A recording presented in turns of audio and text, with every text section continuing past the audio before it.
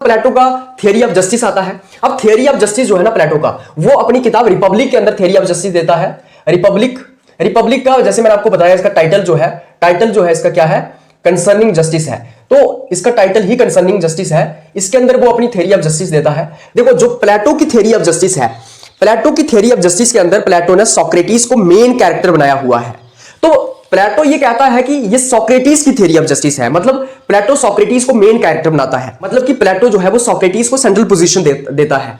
ये जो theory of justice है प्लेटो की, उसके अंदर ये जो थियरी ऑफ जस्टिस है ये डायलेक्टिकल मेथड के ऊपर बेस्ड है, मतलब कि डायलॉग के ऊपर बेस्ड है, राइट, बातचीत के ऊपर बेस्ड है।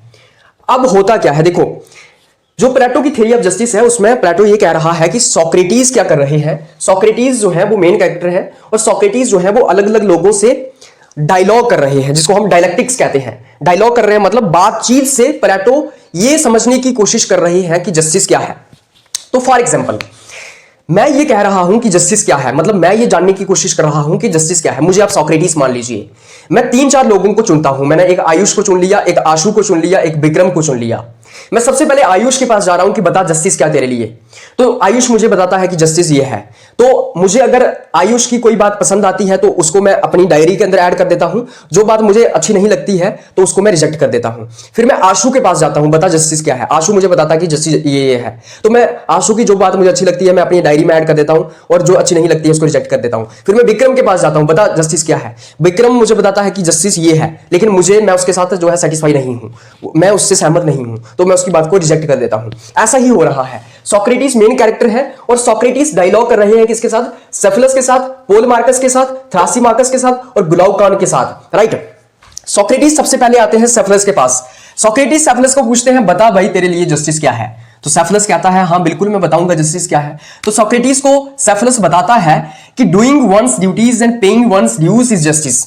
मतलब सेफलस ये कहता है कि जस्टिस ये है कि तुम अपनी ड्यूटीज को परफॉर्म करो, अपनी ड्यूटीज को जो है वो ऑनेस्टली मतलब ईमानदारी से तुम परफॉर्म करो और अपना जो कर्ज तुमने किसी से लिया हुआ है उसको तुम चुकाओ, तो ये जस्टिस है। लेकिन सोक्रेटिस जो है वो उसका जो डूइंग वंस ड्यूटीज जो है इसको एक्सेप्ट कर लेते हैं, मतलब एक पार्ट जो है इसको एक्सेप्ट कर लेते हैं और डूइंग ये जो पेइंग वंस ड्यूज इसको रिजेक्ट कर लेते हैं सोक्रेटिस। मतलब सोक्रेटिस ये कहते हैं कि डूइंग वंस ड्यूटीज, हाँ ये तो ठीक है कि हर किसी को अपना काम करना चाहिए, ड्यूटीज परफॉर्म करनी चाहिए, ये जस्टिस हो सकता है। लेकिन पेइंग वंस ड्यूज मतलब किसी का कर्ज चुकाना जस्टिस नहीं हो सकता, क्योंकि अगर तुम किसी मैड पर्सन को उसका वेपन रिटर्न कर देते हो, मान लो तुमने किसी पागल आदमी से बंदूक ली थी, अब अगर तुम उस पागल आदमी को बंदूक वापस कर दोगे क्योंकि तुम उसका कर्ज दे रहे हो, तो इसका मतलब यह है कि वो जो बंदूक उसके हाथ में होगी वो पूरे समाज के लिए डिस्ट्रक्शन का कारण बन सकती है, मार सकता है किसी को भी।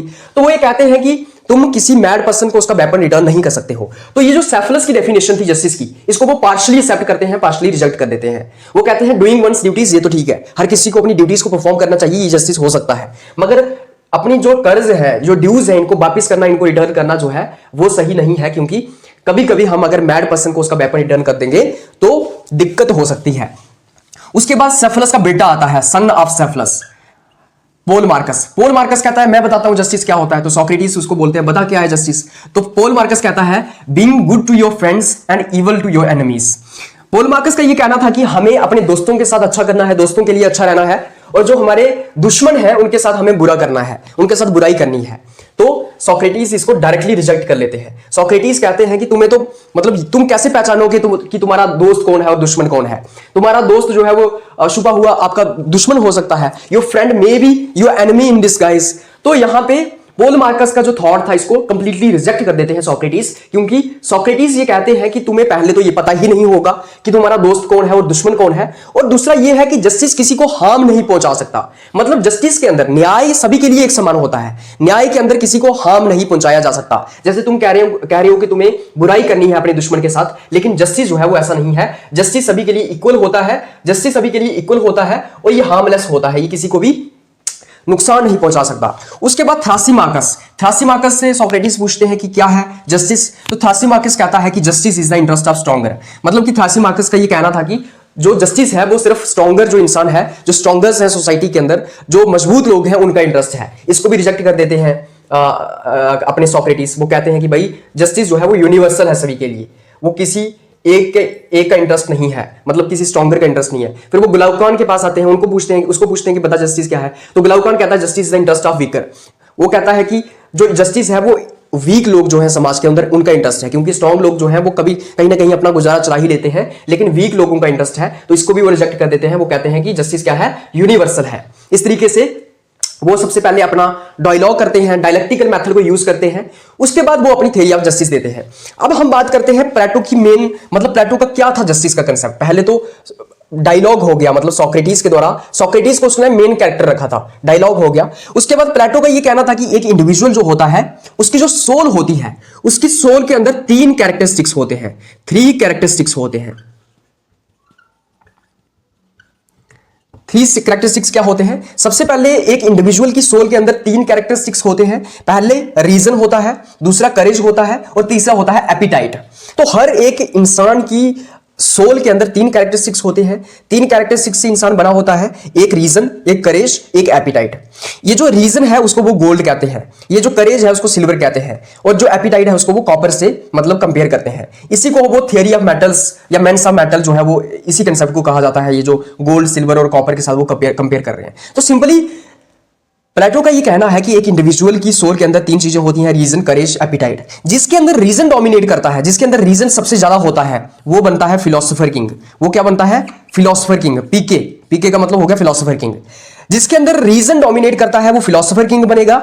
इसका मतलब उसको मैन ऑफ गोल्ड कहा जाएगा। क्या कहा जाएगा? मैन ऑफ गोल्ड, क्योंकि उसके अंदर गोल्ड डोमिनेट कर रहा है, रीजन डोमिनेट कर रहा है। जिसके अंदर करेज डोमिनेट करता है वो सोल्जर बनेगा। क्या बनेगा? सोल्जर बनेगा, क्योंकि इसके अंदर क्या है? इसके अंदर करेज है, इसके अंदर जो है वो करेज डोमिनेट कर रहा है, तो ये क्या बनेगा? सोल्जर। इसको मैन ऑफ सिल्वर कहा जाएगा। और जिसके अंदर एपिटाइट डोमिनेट कर रही है वो बनेंगे पीजेंट्स, पीजेंट्स, बिजनेसमैन और फार्मर, बिजनेसमैन और फार्मर। और इसको वो कंपेयर करते हैं कॉपर के साथ, इनको वो मैन ऑफ कॉपर कहते हैं। तो जो फिलोसोफर किंग होगा वो मैन ऑफ गोल्ड होगा, जो सोल्जर्स होंगे वो मैन ऑफ सिल्वर होंगे, और जो पीजेंट्स, बिजनेसमैन होंगे वो मैन ऑफ कॉपर होंगे। जो फिलोसोफर किंग होगा उसके अंदर रीजन डोमिनेट करता है, जो जिसके अंदर करेज डोमिनेट करता है वो सोल्जर बनते हैं, और जिसके अंदर एपिटाइट डोमिनेट करता है वो क्या बनते हैं? वो बनते हैं पीजेंट्स, बिजनेसमैन, ये सब।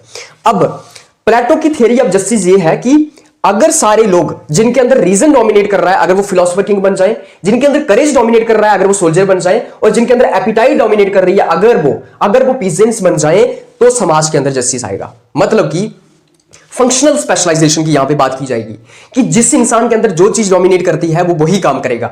जिसके अंदर रीजन सबसे ज्यादा डोमिनेट कर रहा है वो फिलोसोफर किंग बनेगा, जिसके अंदर करेज सबसे ज्यादा डोमिनेट कर रहा है वो सोल्जर बनेगा, और जिसके अंदर एपिटाइट सबसे ज्यादा डोमिनेट कर रही है वो पीजेंट बनेगा। और जब सारे लोग अपनी ड्यूटीज को अपने हिसाब से परफॉर्म करने लगेंगे, जो भी उनकी ड्यूटीज हैं, जो पीजेंट्स हैं अगर वो अपना काम करेंगे, सोल्जर्स अपना काम करेंगे, फिलोसोफर किंग अपना काम करेंगे, तो जस्टिस आएगा, तो जस्टिस प्रिवेल होगा। ये है प्लेटो की थ्योरी ऑफ जस्टिस। अब कैसे पता चलेगा कि किसी इंसान के अंदर रीजन डोमिनेट कर रहा है? कैसे पता चलेगा कि किसी इंसान के अंदर करेज डोमिनेट कर रहा है? और कैसे पता चलेगा कि किसी इंसान के अंदर एपिटाइट डोमिनेट कर रही है? इसके लिए प्लेटो अपना कंसेप्ट देते हैं किसका? इसके लिए प्लेटो अपनी थ्योरी देते हैं एजुकेशन की। थ्योरी ऑफ एजुकेशन के तहत हमें यह पता चलेगा कि किसके अंदर रीजन डोमिनेट कर रहा है, किसके अंदर करेज डोमिनेट कर रहा है और किसके अंदर एपिटाइट डोमिनेट कर रहा है। उसके बाद हम देखते हैं कि प्लेटो कहते हैं state is individual writ large. इसका क्या मतलब हुआ? प्लेटो का ये कहना है कि state is individual writ large. इसका मतलब यही है कि स्टेट जो होती है वो इंडिविजुअल का मैग्नीफाइड वर्जन होती है। मतलब कि एक इंडिविजुअल का मैग्नीफाइड वर्जन है क्या? स्टेट। तो ये काफी इंपॉर्टेंट स्टेटमेंट है प्लेटो की। डायरेक्टली क्वेश्चन यहां से पूछा जाता है, पूछा भी गया है। State is individual writ large. इसका मतलब ये हुआ कि एक इंडिविजुअल का मैग्नीफाइड वर्जन होती है स्टेट, क्योंकि अल्टीमेटली एक स्टेट इंडिविजुअल को मिला के ही बनती है। जैसे कि मैंने आपको बताया कि एक इंडिविजुअल की सोल के अंदर 3 चीजें डोमिनेट करती हैं, मतलब 3 चीजें होती हैं, रीजन, एपिटाइट और करेज। जिसके अंदर रीजन डोमिनेट करता है वो फिलोसोफर बनता है, जिसके अंदर करेज डोमिनेट करता है वो सोल्जर बनता है, जिसके अंदर एपिटाइट डोमिनेट करती है वो बिजनेसमैन या ट्रेडर बनता है या फिर पीजेंट बनता है। तो इसी तरीके से क्योंकि एक इंडिविजुअल की सोल के अंदर ये 3 चीजें डोमिनेट करती है, इसी तरीके से एक स्टेट के अंदर भी 3 क्लासेस होंगी। 3 classes, soldier class, philosopher king की क्लास और ये जो पीजेंट्स, फार्मर्स हैं इनकी क्लास। तो इस तरीके से प्लेटो का ये कहना है कि स्टेट जो है वो इंडिविजुअल का रिट लार्ज है, मतलब इंडिविजुअल का मैग्नीफाइड वर्जन है।